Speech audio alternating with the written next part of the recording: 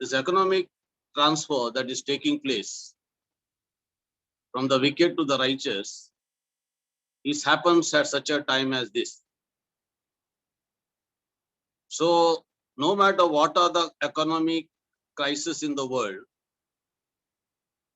kingdom of God continues to flourish, because when there is tragedy, calamity, crisis in the world, that's the time kingdom of God thrives.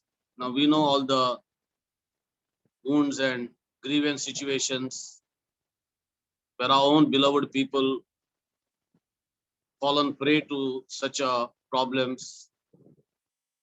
There are thousands of or millions of servants of God going through financial crisis because the church finances are not coming, offering is not collected, and salaries are cut. But this is my personal understanding. When such a time as this, kingdom of God finances increases. You may say how? Because the kingdom finances doesn't depend upon economy of the world. First of all, biblically, our priority is not the wealth in the sense monetary, financial wealth. Apostle Paul in 3rd John chapter 1, only 1 chapter verse 2, prayed that you may be prosperous and be successful in all things, in every area that include finances, and be in good health as your soul prospers. So the priority in the kingdom of God for God's children, God's servants, is a spiritual prosperity.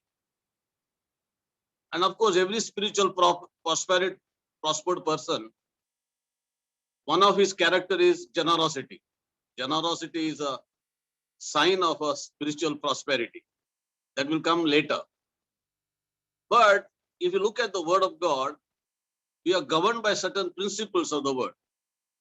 And we are talking about a new covenant finances, not the old covenant methods. I believe, this is my understanding again, you can correct me after the message. Old Testament, something that was belonged to God, we returned to God, and a lot of emphasis was put on a hard work of earning wealth. In the New Testament, that we have a privilege that Jesus, who was infinitely rich, creator, through him the whole world was made, became poor, very poor, that through his poverty, we may be made rich in every way. So, New Testament prosperity not depend upon the law that we follow. New Testament prosperity is depend upon the grace that we have received. This privilege of Jesus becoming poor, infinitely rich becoming very poor, or impoverished himself, became very poor. There's a scripture that says that he became very poor or he impoverished himself, so that through his poverty we may be made rich. I don't think so Old Testament saying richest of person in the Old Testament could ever claim this, because the incarnation of Jesus had not taken place. That means this is the grace of our Lord Jesus Christ. Though he was rich, he became very poor, so that we, through his poverty, we may be made rich. In what way? Do you think that Jesus became poor to make us rich only financially?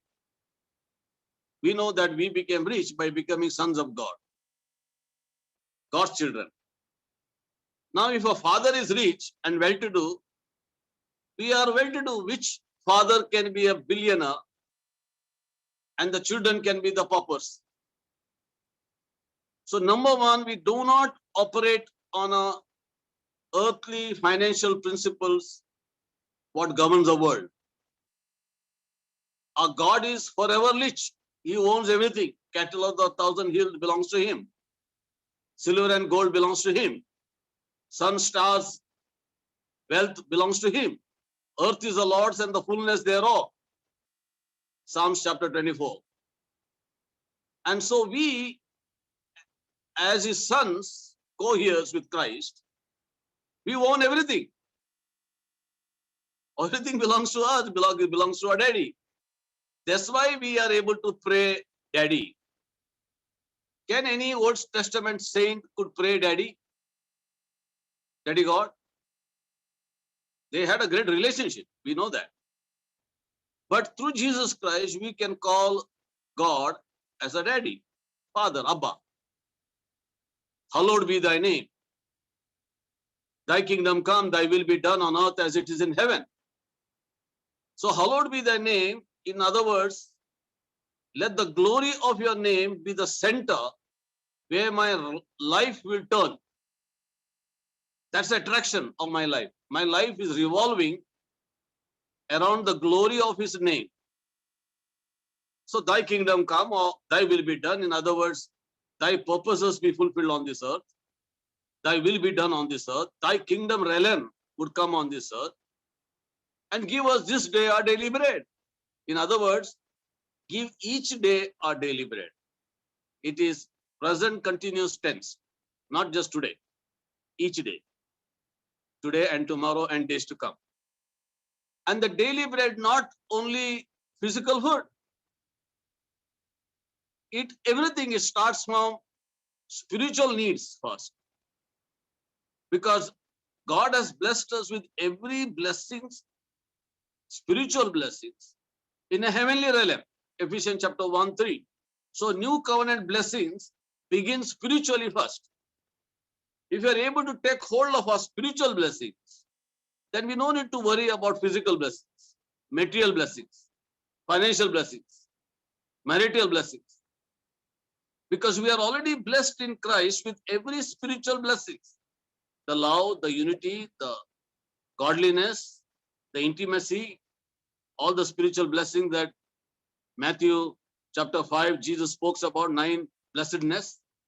Blessed the poor in spirit, blessed they that mourn, blessed they are meek, blessed they hunger and thirst for righteousness, blessed are the peacemakers, blessed are the pure, blessed are the, those who are persecuted for righteousness, blessed are those who are persecuted for gospel, all the nine blessedness.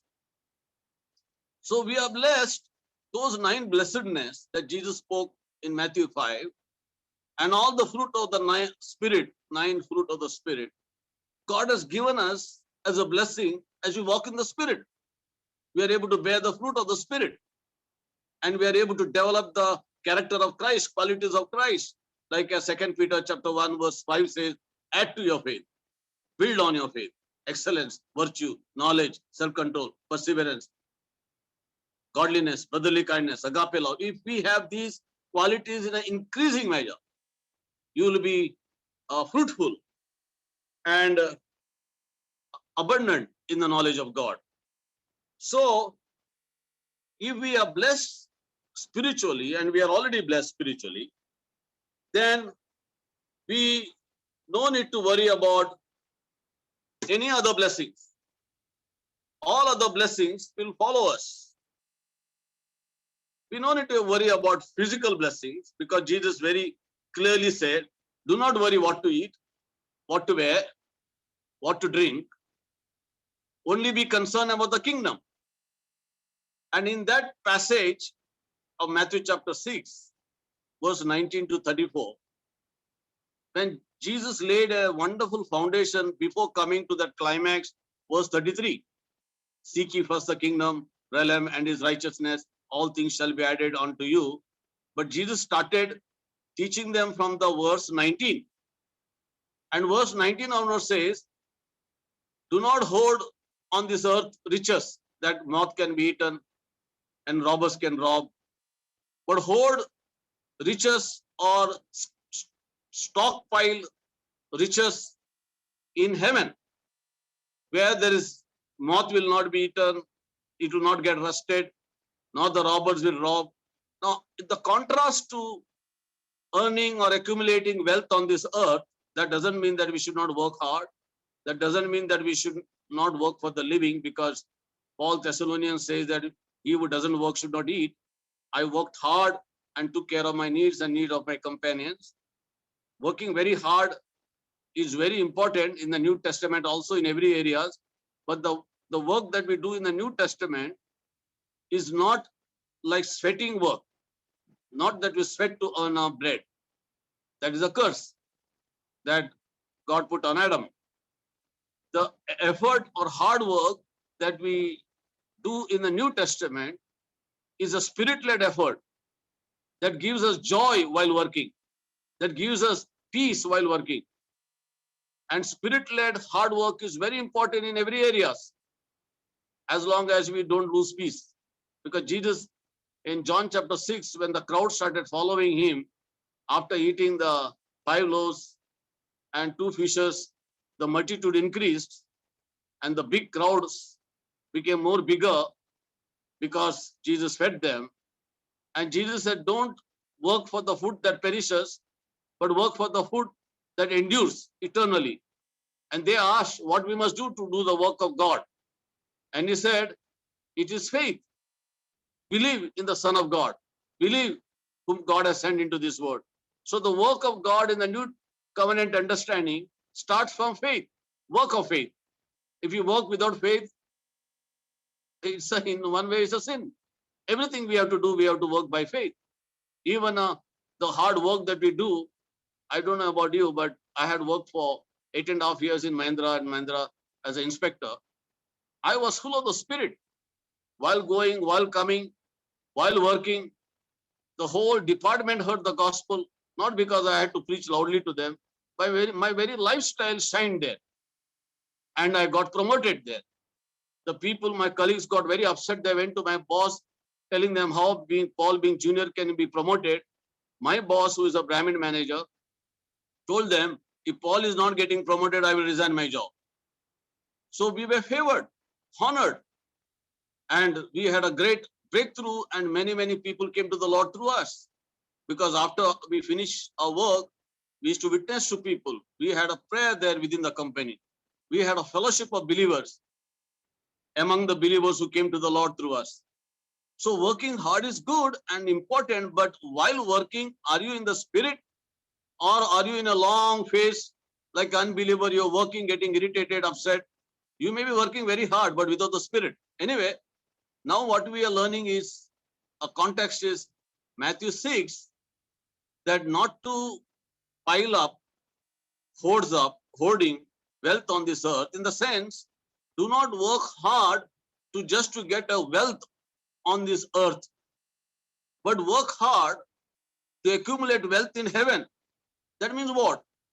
That we use our time primarily in doing kingdom work more, winning souls, reaching out gospel, intercession, prayers, whatever that can benefit the kingdom.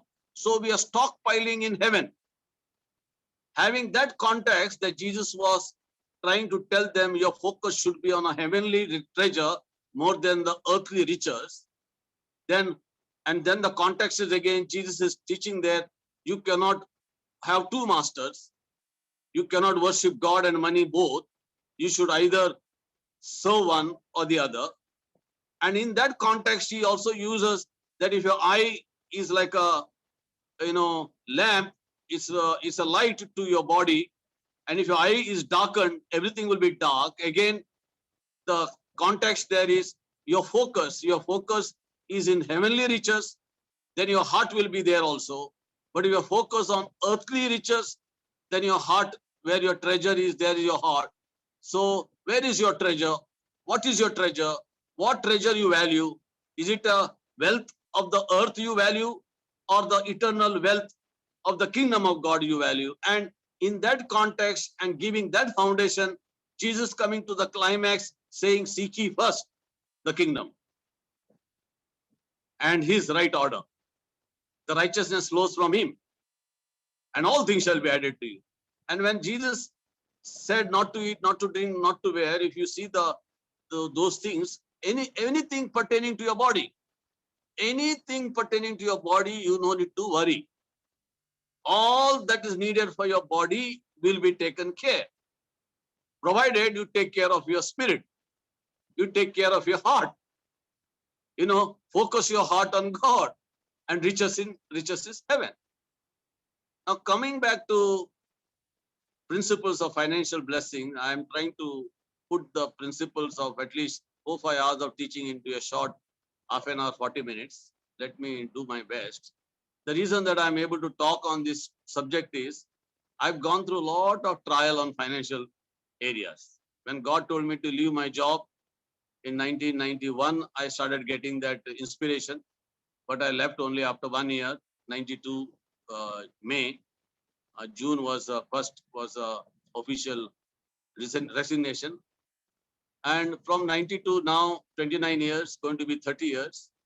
Even in 91 itself, God started dealing with me in my finances when I was really murmuring about my financial difficulties, because already 2 children were born, and whatever little we were getting salary, we were using it for God's kingdom also. And those days, nothing was given, not even a conveyance to us.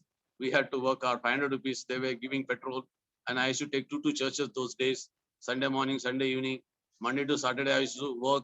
I should take 3-4 house churches on a weekdays. Used to go for evangelism, and whatever money we getting, we used to spend for anything and everything to do God's will.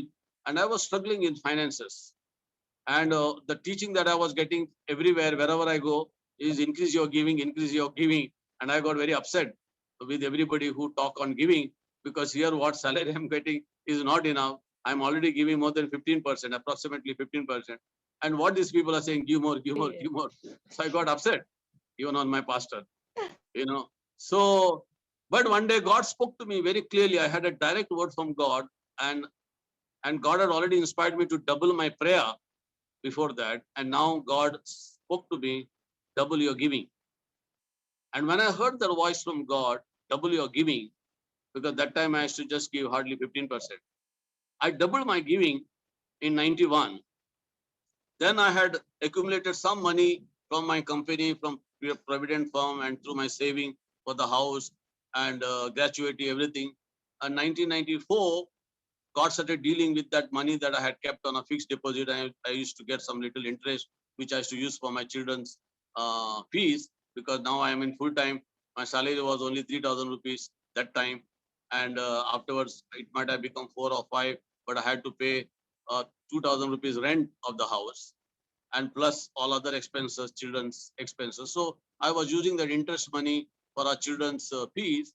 But God started dealing with me and Decima, because both of us used to pray fast every Monday those days. Monday was a family fasting. And God started speaking to me, you're given your life to me, you're given your job to me. Now, why are you trusting that money that you have kept on a fixed deposit? And I had to make a very hard decision to lay that money on apostles' feet. That's a word that God gave me. And it took long time for it to happen, because the builder that I had kept that money, he was not ready to give immediately. Little by little, he started giving. It took almost a year.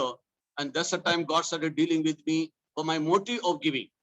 Am I giving to get an earthly abundance? Give and it shall be given unto you. Of course, God will bless that principle, but God wanted to, sharpen my attitude of giving for earthly blessing or heavenly blessings. And very clearly, God gave me the grace to pray that, Lord, I am sowing this seed for eternal blessings, the reward in heaven. So anything that we do in the kingdom of God, there should not be kind of a motive to give to get, I believe, but we should give it or give for an eternal reward in heaven. And God will take care of earthly needs. Definitely, there is a principle that sowing and reaping in the Bible. So I had fasted and prayed so many times. Once our church went through a big finance, because those days, in maybe around 96, 97, 98, we had a hall. That time we had to spend 50,000 rupees every month to pay the rent for that hall, plus office. And that time 50,000, 25 years before, is quite a big amount. It today is almost 5-6 lakhs rupees. So giving that big, and we only had that as such a big hall in whole Bombay. And if anybody remembers those years, any mega meetings in the city, they used to come to our hall in Kurla, because that was a wonderful, decorated, well organized, a place, auditorium, at least can accommodate 300 people. We had taken it for 4 years. And any meeting in the city, any big meeting, if they need a hall, they used to come there. Because those days our central office had a small office there in Kalina, and we didn't have a permanent place. And but that money God is to provide for me for 4 years. Apart from all the workers that we had to send a support all over India, and including all the workers that we had, God miraculously supplied our needs. And once there was no money to pay all the workers and to pay the rent, that was a huge rent at that time, we fasted 7 days, and the God gave us a word that not by might, not by power, but by my spirit, says the whole 1 week fasting, God gave only one promise: walk in my spirit, and all the mountains shall become level ground. And one habit I had, no matter what problem I faced in the church or leadership or ministry or family or finance, only one key we knew that time: fasting and prayer, because we didn't had any theological training, and we didn't go to any cemetery or seminary, but we went only to the feet of Jesus, to the school of the Holy Spirit and school of suffering. And like Pastor Joseph, we knew only one thing: fast and pray. And every time we fasted and prayed, I think I might have fasted and prayed more for financial breakthrough than any other breakthrough. That much I was in bondage of finances.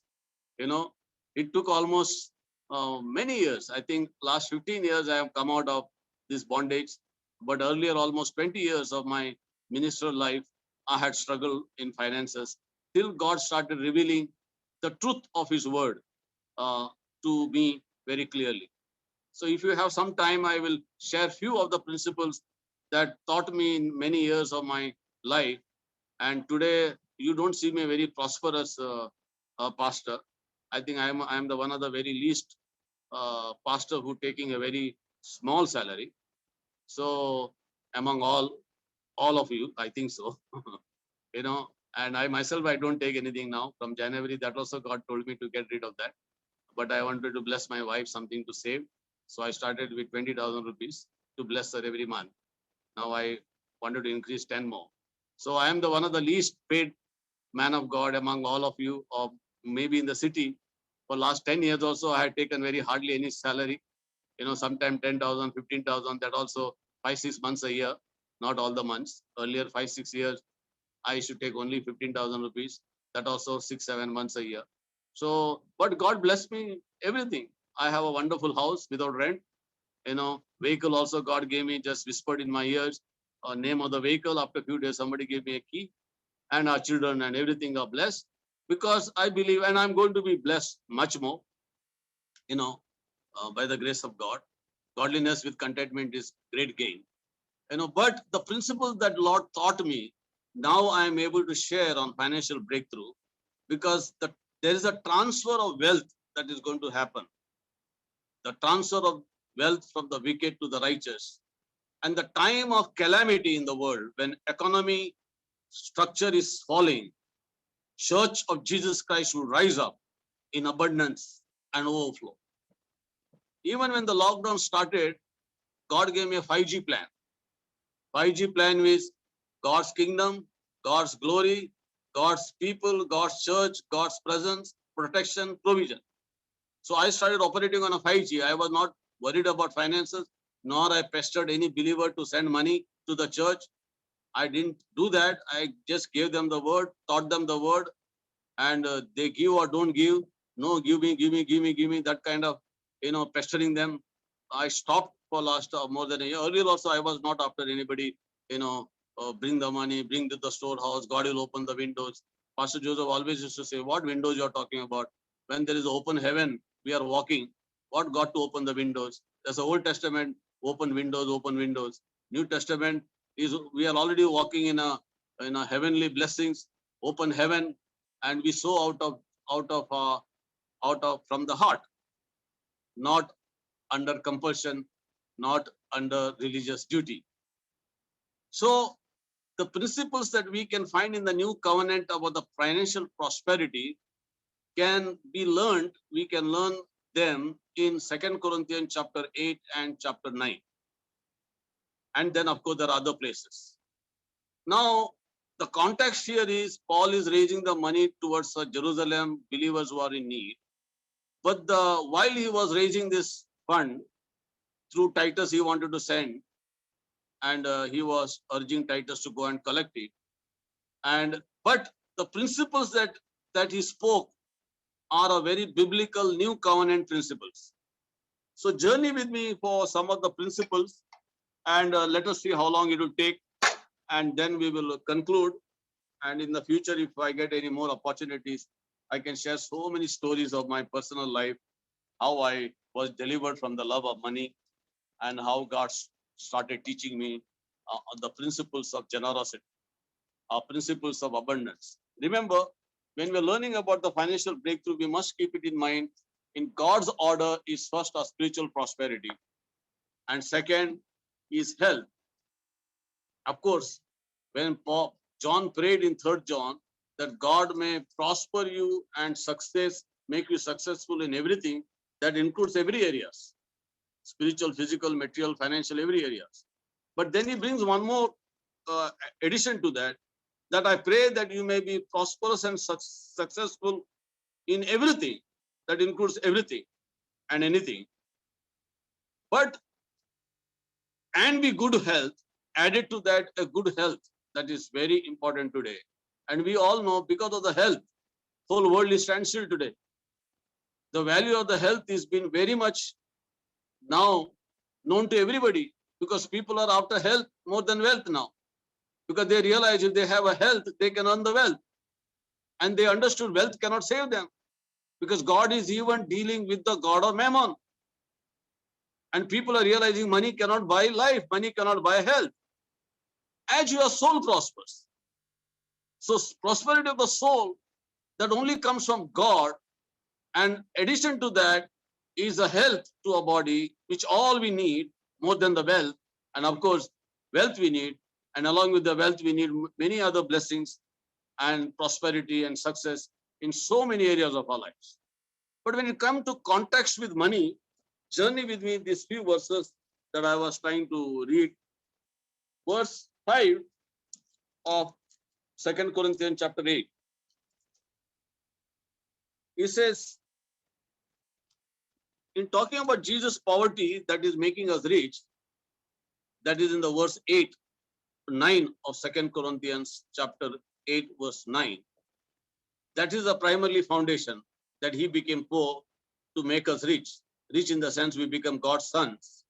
Rich in the sense we became a bride of Jesus. I was always telling some people, if you are a bride of Jesus, all that belongs to Jesus belongs to you. Everything that belongs to the Father belongs to Jesus, and everything that belongs to Jesus belongs to us. And one of the blessings that we have being bride of Jesus is the nations. Ask of me, I will give you nations as inheritance, ends of the earth is possession. One of the first blessings that Jesus gave to his disciples after resurrection is, say, go, you therefore make disciples of all nations. So the blessings of Jesus that we are beginning to enjoy on this earth is nations, primarily. Discipling the nation, discipling the people, bringing the people to God's kingdom. And as a result, nations are getting affected by the process of winning the souls.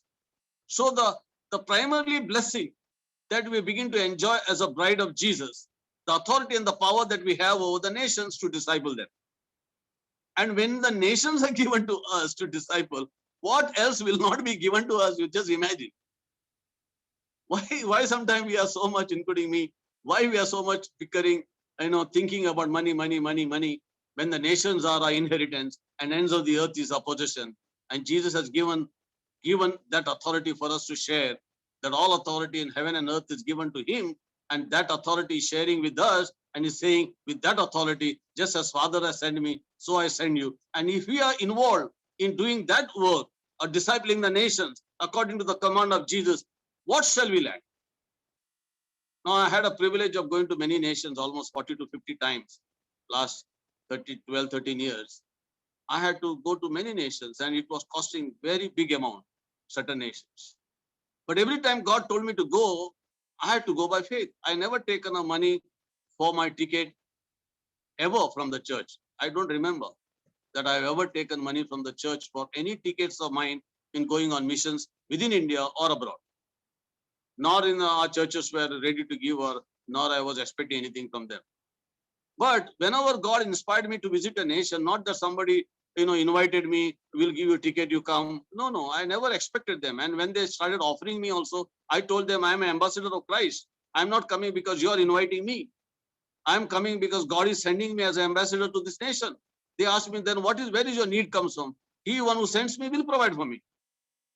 Because I didn't want them to buy me. And some of them wanted me to come and they said, we are paying your ticket and everything, but provided you please don't go anywhere else without telling us. I said, no, I'm not coming because of your invitation. Even if you tell me to come, I will not come because God is not sending me. I'm coming because I'm hearing God's voice to go to particular nation and pray for that nation, bless that nation. I'm coming. If you welcome me, praise God. If you don't welcome me, God has already sent me and He's providing my needs. So many times traveling, almost in a year, sometimes 7, 8, 9 nations I went in some of the years. God supplied abundance and overflow and then extra, because if He uses any of His servant to do any ministry, then He'll take care of His needs also. If a company can bless their workers who are working for their company to promote their company or to make the company successful, how much more God will provide the servant whom He is using for His kingdom. So if you do build God's kingdom, God will build our lives and He will not let us down. But of course, He is testing our character, our integrity. Are we still after money to hoard the wealth? Because there's a big temptation. I think only good example today we have is Pastor Joseph, that he has enjoyed the grace of giving so much that he has, anything that comes in his hand, he is able to pass on to others. And that is a great lesson that we have, an example that we have from Pastor Joseph regarding finances. And there is no better example we could see in the city or a nation more than our pastor, who has gone the way ahead in financial abundance. He is an apostle of finances and faith, and we have to learn much from him. After the foundation of Jesus became poor to make us rich, then coming back to verse 5, it says, they gave, the Macedonian church gave, and he said they exceeded our expectation by first dedicating themselves fully to the Lord and then to us according to God's pleasure. So after knowing, of course, the principle that Paul is giving in later in the verse 8, 9, that Jesus became poor to make us rich. But before that is telling, the giving came out first themselves giving their heart to the Lord. If somebody's heart is not given to the Lord, then should not give also. Because even if they give, it is cursed, because cursed is the one who doesn't love the Lord. Who wants their money if their heart is not on God? And do they think that by giving to God, they can be blessed? I remember John Maxwell very humorously putting one day that somebody was asking him, give me $1,000 and you'll get 10,000 back. So he said, it's so good. If I give $1,000, you'll get $10,000. Very nice. If I give $10,000, I'll get $100,000. I can become rich very fast. So one servant of God or one preacher was after him to give $1,000. He thought for a while, sometime, and I think initially he might have given also. But later on, he decided to talk to this preacher. And he called him up and said, see, I don't want to be selfish, that I give $1,000 and I get $10,000. I want you to be blessed. So do one thing. Instead of me giving $1,000 and me getting 10,000 back, you give me $1,000 so that you'll get 10,000 back. I think that preacher stopped asking him money again. So sometimes it is, giving to get. I don't think so that is the right principle, nor we should build people on that kind of attitude. Give and it shall be given unto you. Of course, God will give, but there are other principles pertaining, because in my life, I have done that.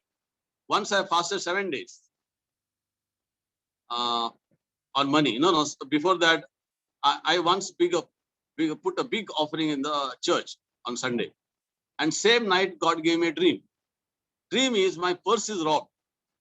And robbers are playing with my purse. One robber is throwing the purse to other robber is throwing to other robber, and I'm jumping to catch my purse to one robber. When I jump to catch this robber, that robber is throwing to other robber. And I'm saying, what kind of dream it is? Today I put such a big offering in the church and I'm getting this dream that my purse is robbed and these robbers are playing with my purse and I'm not able to take hold of them.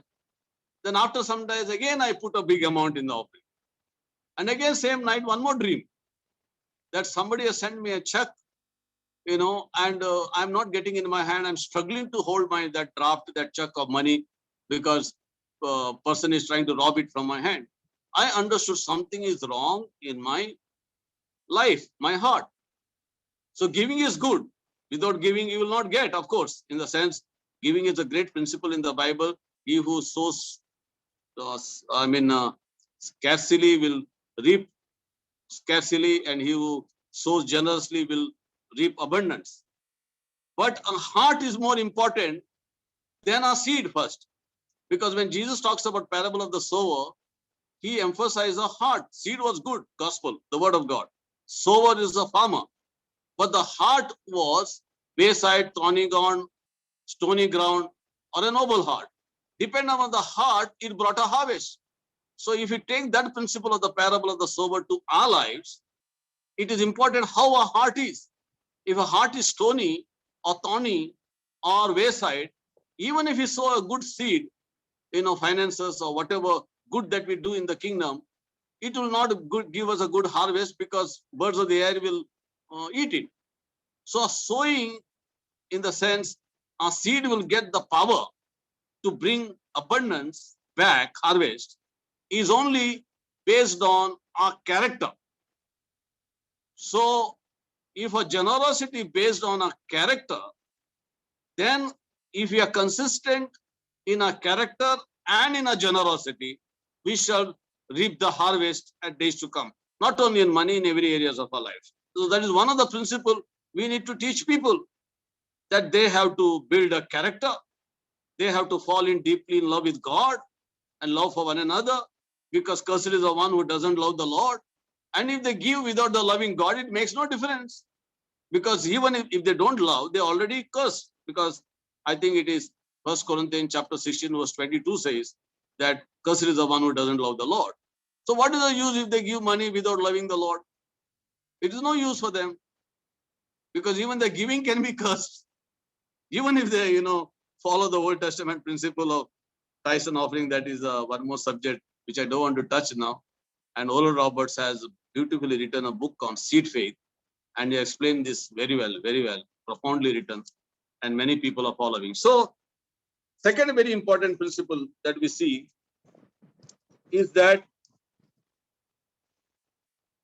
you excel in everything. Verse 7. You do well and excel in every respect. Number 1, in unstoppable faith, in powerful preaching, in revelation knowledge, in your passionate devotion, and sharing the love we have shown to you. So make sure that you also excel in grace of generosity. So the excellence begins in our faith.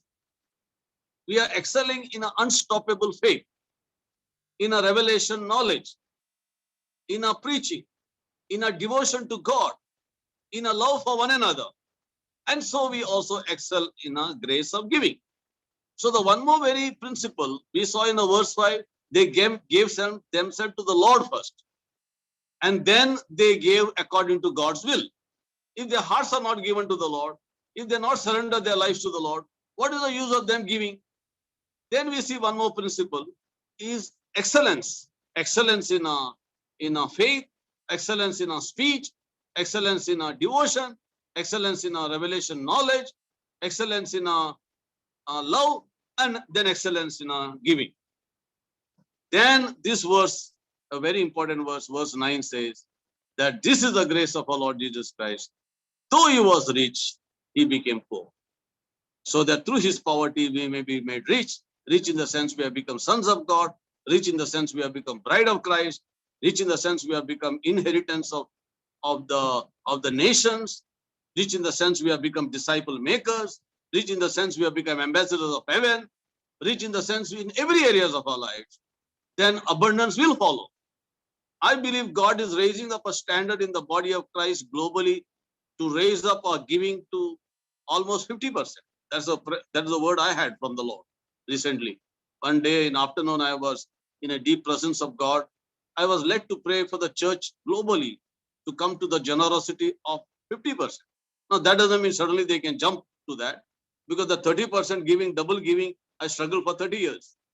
And in this lockdown, it crossed 30 and went above 50. But it takes time. God had to deal with our heart.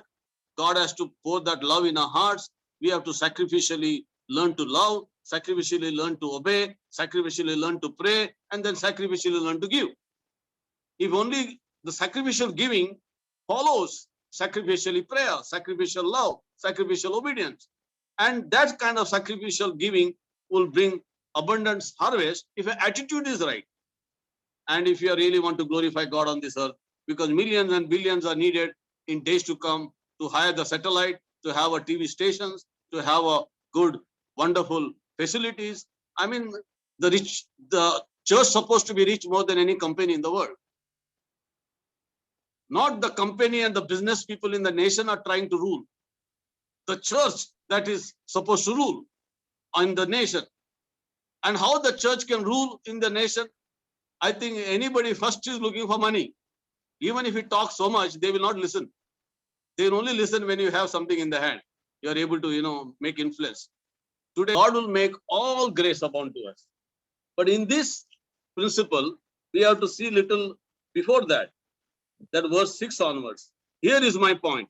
A stingy sower will reap a meager harvest, but the one who sows from generous spirit will reap an abundant harvest. Let giving flow from your heart, not from the sense of religious duty. Many times our giving is not from the heart. We give religiously. We follow the law more than the grace. We'll discuss that later. But let our giving not be out of religious duty. Let it spring up freely from the joy of giving, all because God loves a hilarious generosity. And saying that, yes, God is more than ready to overwhelm you with every form of grace, so that you will have more and enough in everything. That is, you will be independently rich and have enough and to spare. Every moment, in every way, He will make you overflow with abundance with every good thing you do. Anyway, I think I missed some of the points, because one of the very important thing to understand is in Lord is my shepherd, I shall lack nothing. Lord is my best friend in some versions. When we make Him a shepherd, when we make Him as a best friend, and when God becomes a daddy, a father, one thought that God revealed to me when I was going through finances, saying that if your God is your father, why you have to look for anybody else to help you? Because I've gone through tears in my eyes for my financial breakthroughs. I told you I might have fasted how many times? 7 days, 3 days, only for finances, apart from other fastings. And continuous fast, not that one day, one meal fast. So I went through a lot of tears regarding finance. I learned a lot of lessons also. But one of the key secret is, if your God is alive, He will take care of you. If your daddy is living, He will take care of you. Number two, if your daddy is a father, your daddy is your God, then why have to look to anybody else? He's able to supply all your needs according to His riches. My God will supply your needs. When Paul was able to say to those people who brought the gifts to him. So that is abundance. What about Paul? God will supply our needs. Your God will supply our needs. What about your needs? I am abundantly supplied. He says, I am abundantly supplied. I have learned to rejoice in my lack and in my plenty. I am enjoying the glory of heaven, but now you are bringing your seed to me. My God will supply your needs. What about my needs? What about Paul's needs? He's already abundantly supplied. We have to come to that place of intimacy with God and and abundance of heaven